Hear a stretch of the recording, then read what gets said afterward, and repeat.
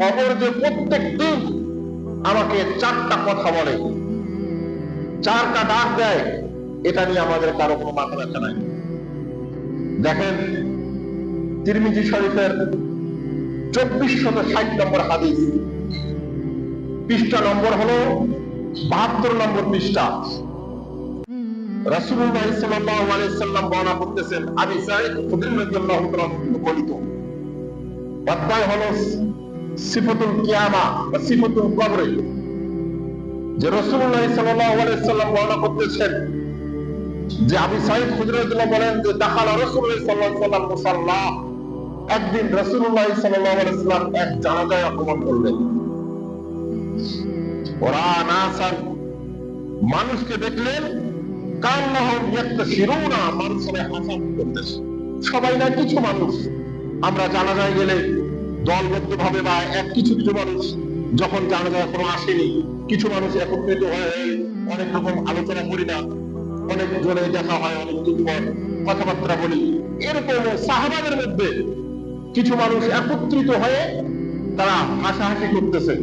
রাসূল সাল্লাল্লাহু আলাইহি ওয়াসাল্লাম এদেরকে দেখার পর বললেন, ওয়ালা ইন্নাকুম লাউ আকসারতুম যিকরা হাযিল লাযাত, আরে তোমরা যদি অধিক ভাবে বেশি বেশি তোমাদের দুনিয়ার স্বাদ ছিন্নকারী বিষয় নিয়ে আলোচনা করতে, লা শাগালতুম আমরা, তাহলে তোমরা এই অবস্থায় তোমাদেরকে দেখতাম না, তোমরা হাসি অবস্থায় দেখতাম না।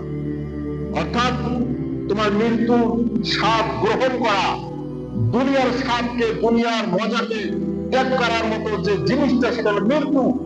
এই মৃত্যু নিয়ে তোমরা আলোচনা করলে তোমরা কখনোই দুনিয়ার এই হাসাহাসি করতে না, তোমরা হাসটা কম, কাটটা বেশি।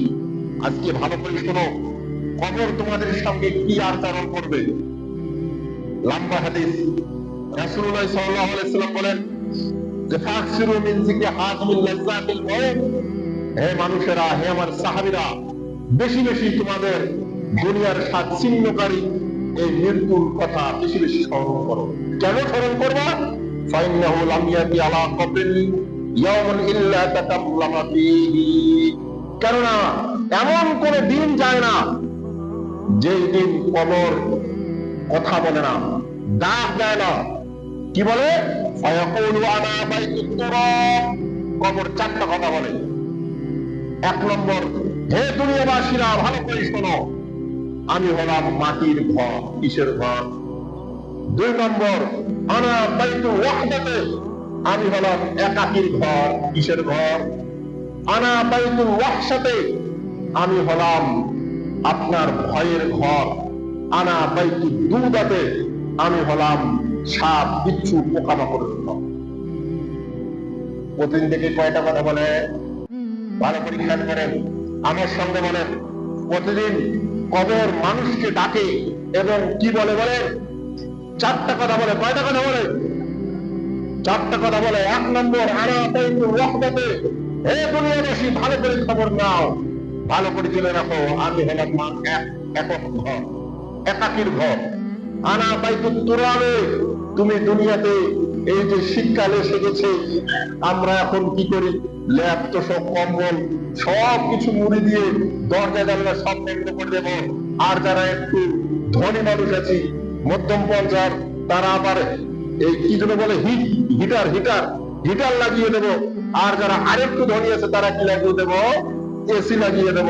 কিন্তু বাবা, কিন্তু আমার মুসলিম ভাইরা ভালো করে খবর রাখেন, আপনি পৃথিবীর ডোনাল্ড ট্রাম্পের থেকে বড় যদি প্রেসিডেন্ট হন, অথবা আপনি পৃথিবীর আপনার বিল গেটসের থেকেও বড় যদি ধনী হন, এই ঘরের মধ্যে রাখতে আপনাকে কোনো একটা বালিশও দিবে না, একটা চিরা খেতাও দিবে না।